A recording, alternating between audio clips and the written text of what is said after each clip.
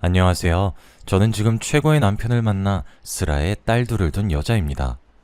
남자 주인공이 마마보이인 드라마를 보다 문득 오래전 일이 생각나서 이렇게 글을 써보게 되었습니다.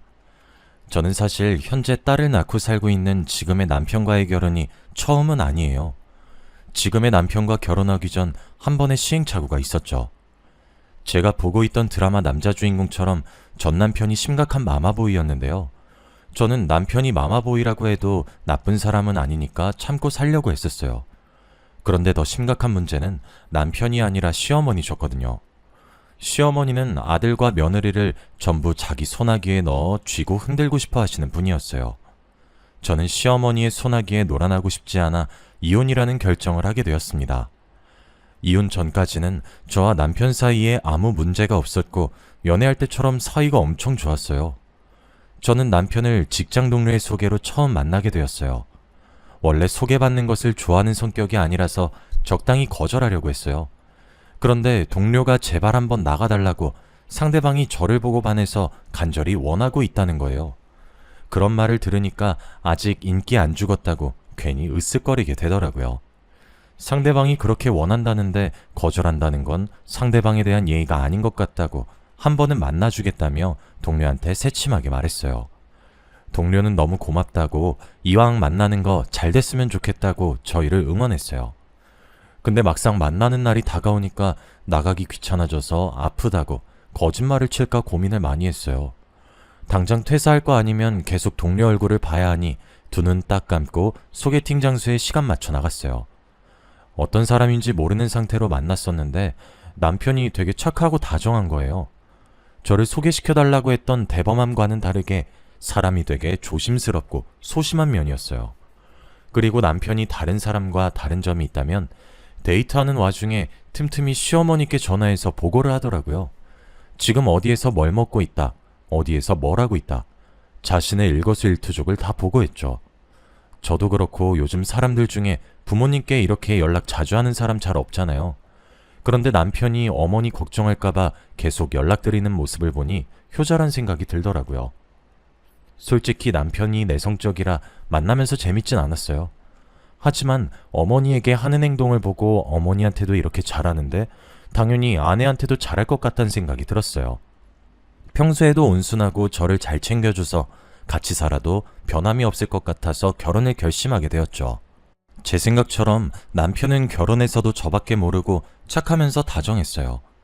제가 말하지 않았는데도 집안일을 알아서 척척 도와줬었어요. 자기도 회사에서 힘들었을 거면서 티 하나도 안 내고 오히려 저보고 힘들었겠다며 자기가 저녁을 차리겠다고 주방을 차지해서 저를 주방 근처에도 못 오게 했었어요. 성격이면 성격, 집안일이면 집안일, 정말 어디 하나 나무랄 데가 없었죠. 하지만 남편의 유일한 단점은 아침에 눈 뜨고부터 밤에 눈 감을 때까지 엄마를 찾는 것이었어요. 시작은 누구보다 행복해야 할 신혼여행 때였죠.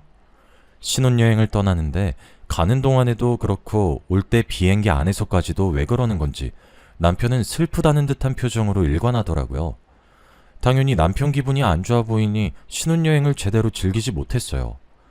남편은 비행기 안에서 제게 말도 안 걸고 창밖만 보러더라고요. 기분 좋게 떠나야 할 신혼여행에 왜 계속 그런 표정 짓고 있는 거야? 안 좋은 일이라도 있던 거야? 무슨 일인데 내가 무슨 일인지 알아야 위로를 해주던가 하지. 아니, 우리 엄마도 여기 같이 오면 좋아했을 텐데 싶어서. 나만 이렇게 좋은 곳에서 놀고 먹고 하는 게 엄마한테 너무 죄송하잖아. 자기는 진짜 효자인 것 같아. 난 여행하면서 그런 생각 해본 적 없는데 괜히 불효자 된 기분이네. 자기 덕분에 진짜 반성 많이 하게 된다. 우리 다음엔 이런 곳 엄마랑도 같이 오자. 우리 엄마 아직 해외여행 한 번도 안 해봤거든. 아마 엄마도 데리고 오면 엄청 좋아하실 것 같아. 그래, 그러자. 어머님 데리고 같이 오자. 그땐 세 명이서 재미나게 놀자. 저는 그때까지만 해도 남편이 남들과는 다르게 엄청난 효자라서 그런가 보다 했죠. 결혼한 지 한 달 됐을 때쯤엔 본격적으로 남편의 입에 엄마가라는 말을 입에 달고 다니기 시작하더라고요.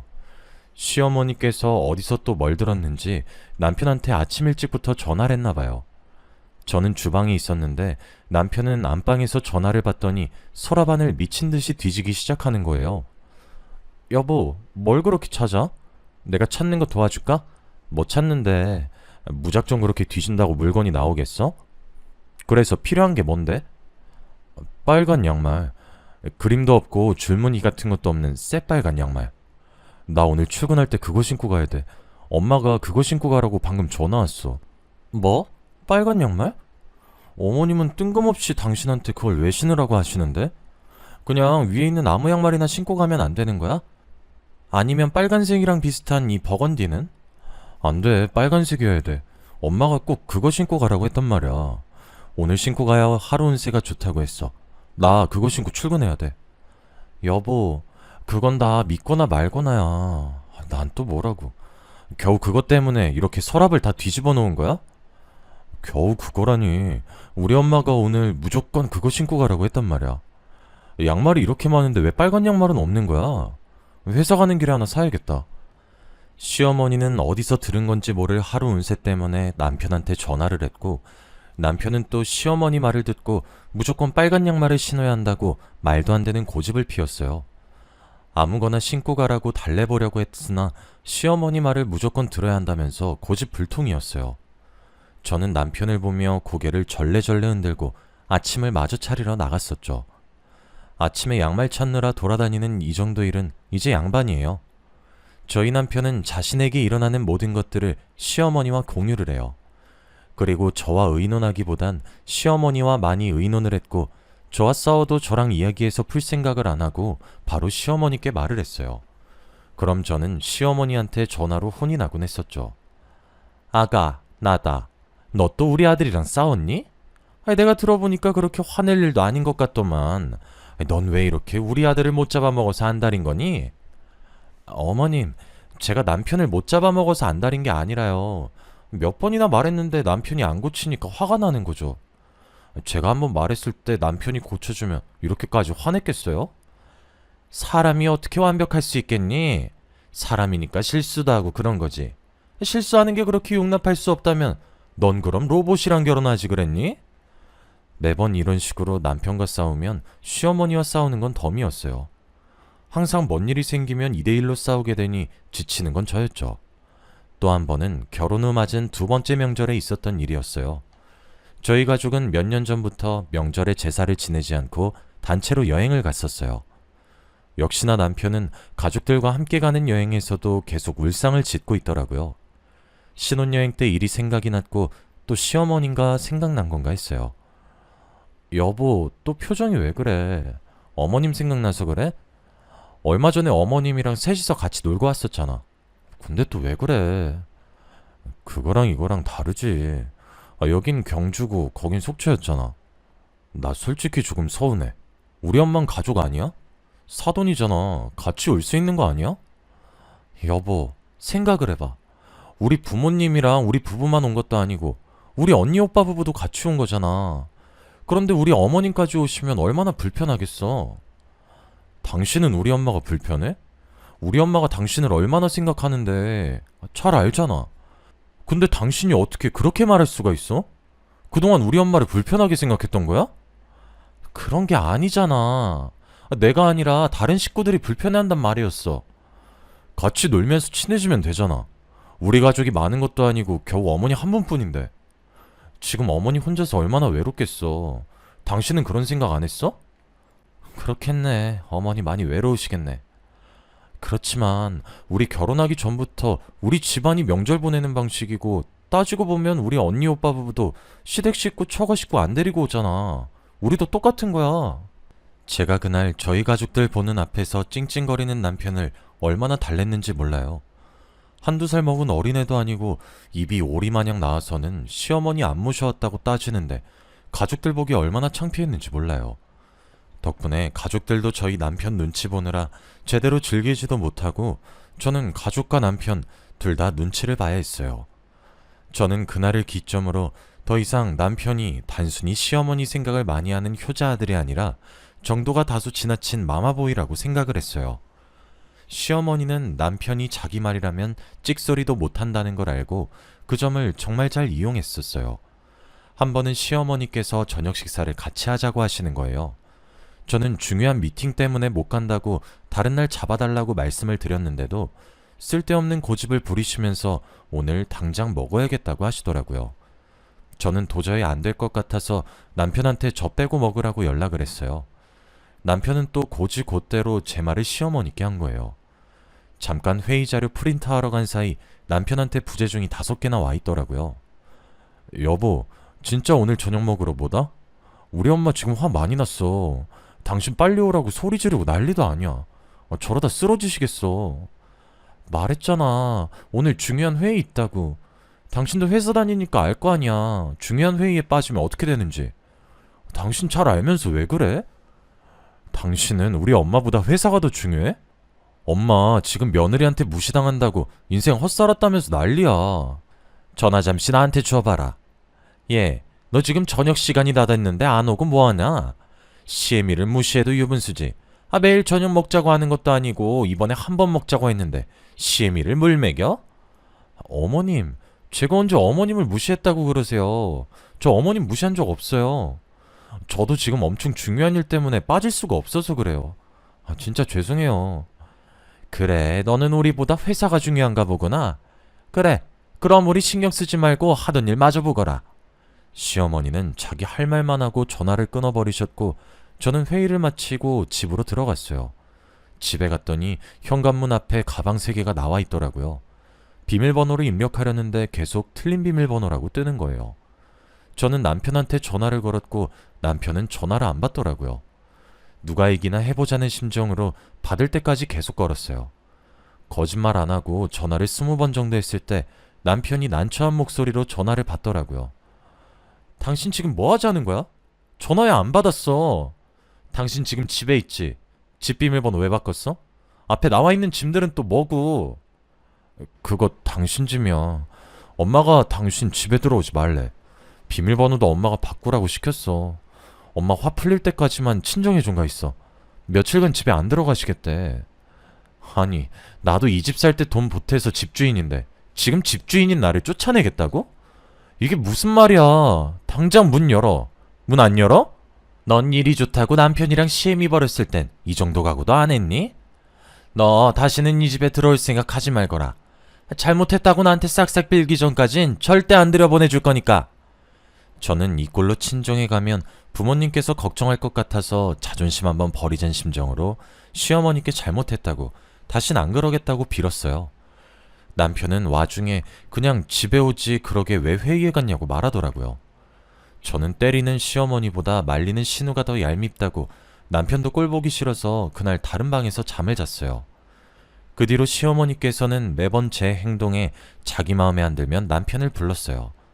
남편 앞에서 쓰러지는 신용도 하고 골골거리며 다 죽어가는 신용도 했죠. 그러면 남편은 또 시어머니 말을 듣고 제가 잘못한 거니까 빌라고 하거나 시어머니가 하자는 대로 해달라고 하죠. 언제까지 시어머니 뒷공문이나 졸졸 따라다니고 있을 건지 정말 한심했어요. 그래도 남편이 마마보이라서 그렇지 사람은 워낙 착해서 이혼 생각을 해본 적은 없었어요. 이런 말 하면 안 되는 걸 알지만 막말로 시어머니보다는 저희가 더 오래 살 것 아니에요? 시어머니 살아계시는 동안만 잘 참고 살아보자라는 생각을 했어요. 제가 참는 동안 시어머니는 사는 날까지 열심히 며느리를 괴롭혀보자라는 생각을 하셨는지 다방면으로 저를 열심히 괴롭히셨어요. 저희 가족이 명절에 놀러 간다는 걸 알고 제가 노는 꼴을 못 보시겠는지 명절에 저희 집에 보내지 않으시려고 어떻게든 용을 쓰세요. 보통 명절 당일 낮에 친정으로 향하는데 아침부터 머리에 천으로 된 흰띠 같은 걸 두르고 곧 죽는 사람처럼 앓는 소리를 그렇게 내세요. 저는 시어머니께서 연기를 하신다는 것을 알고 무시한 채 친정에 갈 준비를 하려고 하면 옆에서 남편이 난리를 치기 시작하죠. 우리 엄마가 아파서 이렇게 앓고 계시는데 당신은 지금 처가갈 준비라는 거야? 사람이 어떻게 그래? 아무리 우리 엄마가 미워도 이러는 건 아니지. 여보, 도대체 언제까지 어머니 연기에 속을 건데 지금 어머님 연기 중인 거 모르겠어? 매번 어떻게 명절 때마다 저렇게 아프신지 신기하지 않아? 전날은 괜찮다가 꼭 친정 갈 시간에 이러시잖아. 당연히 그러시겠지. 어제 명절 음식 만드느라 얼마나 힘드셨겠어. 어제 그 고생했으니 오늘 몸살 나는 게 맞지. 말은 똑바로 하자. 고생은 내가 다 했어. 명절 음식 내가 다 했다고. 어머님 하신 거 하나도 없으셔. 게다가 식구가 많은 것도 아니고 우리 셋밖에 없어서 음식을 다른 집보다 많이 하지도 않았어. 아유, 시애민 이렇게 아파 죽는데 며느리 나보고 꾀병이라고 하네. 아이고, 인생 엇살았어. 내가 죽어야지. 이렇게 살 바에 콱 죽어버려야지. 엄마, 그게 무슨 말이야. 엄마가 죽긴 왜 죽어. 그런 말 하지 마.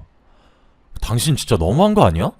누가 더 일을 많이 했든 지금 엄마 아프잖아. 그럼 당신이 어머님 보고 있어. 난 친정 갈 테니까. 나는 어머님이 연기하는 거 넘어갈 정도로 순진한 사람 아니야. 저는 시어머니께서 연기를 하든 말든 남편을 시댁에 두고 혼자서 친정으로 향했어요. 가는 동안에 전화폭탄이길래 명절이 끝날 때까지 안 킬 생각을 하고 전화를 아예 꺼버렸어요. 그랬더니 남편이 시어머니는 어쩌고 친정까지 저를 찾아온 거예요. 저는 드디어 시어머니가 연기한 걸 알아차리고 온 건가 했는데 시어머니께서 다 죽어가는데 어떻게 시어머니 버리고 여기로 올 수 있냐고 저를 데리러 온 거더라고요. 남편의 말을 듣고 저희 부모님은 또 저를 시댁에 보내려고 하시는 거예요. 시어머니가 연기하는 거라고 했는데 어머니는 그래도 그러는 거 아니라고 일단 시댁에 가보라고 하더라고요. 결국 저는 남편 손에 이끌려 시댁으로 다시 갔고 시어머니는 머리에 두르고 있던 걸 치우고 거실 소파에 앉은 채로 팔짱을 끼고 저를 째려보고 계시더라고요. 톡한 것. 예, 너는 시애미가 아파서 누워있는데 그렇게 놀러가고 싶디? 아픈 시애미 혼자 두고 지네 애미애비랑 하하호호 웃으면서 놀고 싶더냐고. 어머님이 아픈 척 연기하신 건데 제가 놀러 못 갈 이유가 있나요? 한두 번도 아니고 2년 동안 명절마다 이러시는 거 지겹지도 않으세요? 그래, 너 노는 꼴 보기 싫어서 연기했다. 독해 빠져서는 어떻게 시애미가 아파서 골골거리는데 눈 하나 깜짝 안 하니? 시어머니는 아들을 자기 소나기에 넣고 쥐락펴락하고 있는 것처럼 저도 자기 소나기에 넣고 쥐락펴락하고 싶었는데 마음처럼 쉽지 않자 제게 폭언을 했어요. 남편은 시어머니가 정말 아픈 척 연기했다는 걸 알고 충격을 받았는지 한동안은 버릇처럼 말했던 엄마 얘기도 하지 않고 안부 인사도 드리지 않았어요. 하지만 습관이라는 게 무섭다고 한 달도 안 돼서 다시 안부 연락하고 입에 엄마라는 소리를 다시 달고 살았죠. 그러다가 결혼 후 남편과 둘이서만 여행 간 적이 없는 것 같아서 둘이서 여행을 가자고 했어요. 하지만 남편은 어떻게든 꼭 시어머니와 동행하려고 하더라고요. 제주도 어떠냐고 했더니 시어머니가 흑돼지 좋아한다고 같이 데리고 가고 싶다고 하고, 대구 어떠냐고 했더니 시어머니가 막창 좋아한다고 데리고 가고 싶다고 하는 거예요. 무슨 지역을 말하든 시어머니가 이런 음식 저런 음식 좋아한다고 같이 데려갈 생각밖에 안 하는 거예요. 저는 항상 시어머니와 함께 갔으니 이번엔 단둘이서만 가자고 했어요. 남편은 제 말에 입을 또 삐죽 내밀더니 여행은 다음에 가자고 하고 방으로 들어가더라고요. 진짜 남편이 저럴 때마다 한숨밖에 안 나오고 뒤통수 한 대 갈겨주고 싶은 거 마지막 남은 인내심으로 겨우겨우 간신히 참고 있었어요. 그런데 남편이 그걸 또 시어머니한테 다 말했나 봐요. 시어머니가 남편한테 저희 여행 계획을 듣고 저희 집으로 찾아오셨더라고요. 어머님, 갑자기 저희 집엔 무슨 일이세요? 오신단 말씀 없으셨잖아요. 네가 우리 모자 사이 갈라놓으려고 아주 난리를 치는구나. 우리 아들은 엄마랑 여행 가고 싶어서 의견 내는데 너가 매번 우리 아들 의견 싸그리 무시한다며? 어머님, 그게 아니고요. 저희 항상 셋이서 여행 가고 단둘이서 간 기억이 신혼여행 말고는 없어요. 오랜만에 둘이서 오붓하게 여행 좀 가려고 했죠. 절대 둘 사이 갈라놓으려고 했던 거 아니에요. 오해예요. 그래, 시애미가 싫어서 죽겠지 아주. 어떻게든 나랑 안 가려고 용을 쓰는구나. 그냥 나보고 죽으라고 고살 지내지 그러니? 그럼 둘이서 여행 마음껏 갈 수 있겠네. 무슨 말을 그렇게 하세요. 전 정말 그럴 의도 없었어요. 솔직히 저희 여행 가면서 어머님 안 모시고 간 적 없잖아요. 한 번 정도는 둘이서 갈 수 있는 거 아니에요? 시어머니는 제가 남편과 자신의 사이를 갈라놓으려고 수작을 부린다고 생각하시면서 말도 안 되는 말을 계속 하시는 거예요. 저는 남편을 째려보았고 남편은 저와 눈이 마주치자 아무 말도 못하고 어머니 뒤에 숨어가지고 자신의 손톱만 매만지면서 쭈뼛쭈뼛거리고 있더라고요. 이게 이렇게까지 싸우고 있을 일인가 싶고 시어머니는 논리도 없이 저렇게 말하는데 반박할 마음도 안 생기더라고요. 저는 잠자코 아무 말 없이 시어머니가 하시는 말을 다 듣고 있었어요. 심심찮게 들려오는 욕은 물론이거니와 저희 부모님까지 거론되더라고요. 네 애미애비가 그렇게 가르치디? 시애미 이렇게 모시라고? 사돈께서 너한테 아주 좋은 거 가르치셨네. 아주 잘 가르치셨어. 여기서 저희 부모님이 왜 나와요? 솔직히 이게 이렇게까지 혼날 일인지도 모르겠고요. 저희 부모님까지 나와야 되는 일인진 더더욱 모르겠네요. 싹바가지 없이 시애미한테 대들긴? 네 부모가 그렇게 가르쳤으니까 네가 이렇게 행동하겠지. 자식은 부모의 거울이라고 안 봐도 뻔하지. 네 애미도 시애미 이렇게 모셨나 보다. 어머님, 말이 너무 심하신 거 아니에요? 저희 부모님 교육자시고요. 누구보다 저 잘 가르치셨고요. 어머님한테 그런 말 들으실 분들 아니에요. 저는 일 더 크게 만들기 싫어서 대답을 안 하려고 했는데 부모님 얘기엔 참을 수가 없는 거예요. 그래서 시어머니는 똑바로 보고 대들었더니 시어머니는 제가 자기한테 져주지 않으니 화가 나시는지 붉어진 눈으로 다가오더니 제가 피할 틈도 없이 손을 들어서 제 뺨을 내리치셨어요. 저는 어떤 막말을 해도 괜찮았는데 뺨을 때리는 건 절대 용서할 수 없었어요. 눈에는 눈, 이에는 이라는 말이 있듯이 저도 받은 만큼 그대로 돌려주고 싶었어요. 시어머니께 뺨을 맞자마자 저도 손을 들어 시어머니의 뺨을 힘껏 내리쳤어요. 남편은 놀라서 주춤거리고 시어머니도 제게 뺨을 맞을 줄은 몰랐는지 고개가 반대로 꺾인 채로 눈만 껌뻑거리고 있더라고요. 너 지금 내 뺨 때린 거야? 아들아, 지금 봤지? 내 뺨 때린 거. 어? 야, 애미애비한테 뭘 보고 배워서 감히 겁도 없이 시애미 뺨을 후려쳐? 제 뺨 먼저 때리신 건 어머니세요. 제가 받은 대로 돌려주는 성격이라서요. 아이고, 며느리가 시어미 죽이네. 아들아, 당장 경찰서에 전화해. 내가 저거 폭행죄로 콩밥 먹일 거니까. 인생을 잘못 살았어. 며느리한테 뺨이나 맞고. 신고해보세요. 저도 가만히 있지 않을 거니까요. 저희 사촌언니 변호사인 거 아시죠? 저도 뺨 맞았고 정당방위고 그동안 저한테 폭언하셨던 것도 같이 엮을 거예요. 뭐? 우리도 변호사 선임해서 너 콩밥 제대로 먹게 해줄 거야. 진단서 끊어놓을 거니까 너 딱 기다려. 알겠어? 뺨 맞은 걸로 과연 진단서를 끊어주실까요? 그리고 변호사 선임할 돈은 있으세요? 들으려고 들은 건 아니고 저번에 뭐 투자 잘못해서 모아둔 돈 다 잃으신 것 같던데. 제가 맞는 말만 하자 시어머니는 제 말에 반박도 못하고 입을 굳게 다무셨어요.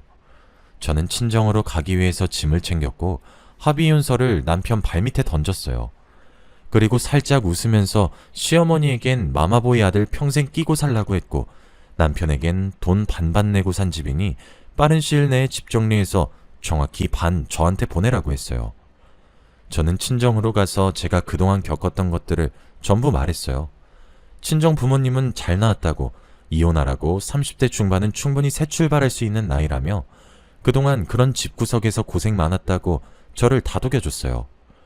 제가 눈물을 참았던 것도 아니고 그냥 안 나왔었는데 친정어머니 품에 안기니까 저절로 눈물이 나더라고요. 마치 누군가 제 눈에 수도꼭지를 튼 것처럼 눈물이 멈추질 않았어요. 그동안 시어머니나 남편한테 당한 것 때문에 서러워서 눈물이 나는 게 아니라 부모님께서 욕먹으실 분이 아닌데 괜히 욕먹게 만든 것 같아서 미안해서 눈물이 났던 것 같아요.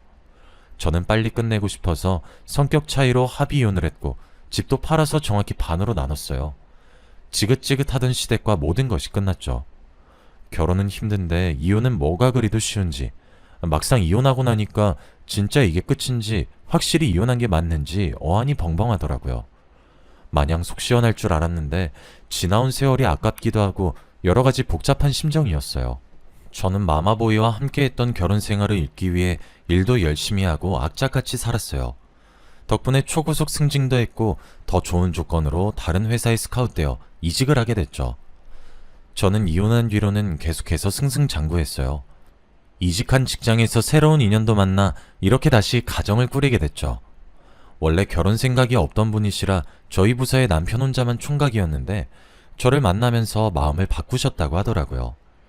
저도 이혼한 지 1년도 채 되지 않았었기에 결혼할 마음은 딱히 없었어요. 그래서 저나 남편이나 결혼까지 생각을 안 했고 정말 가볍게 만났었어요.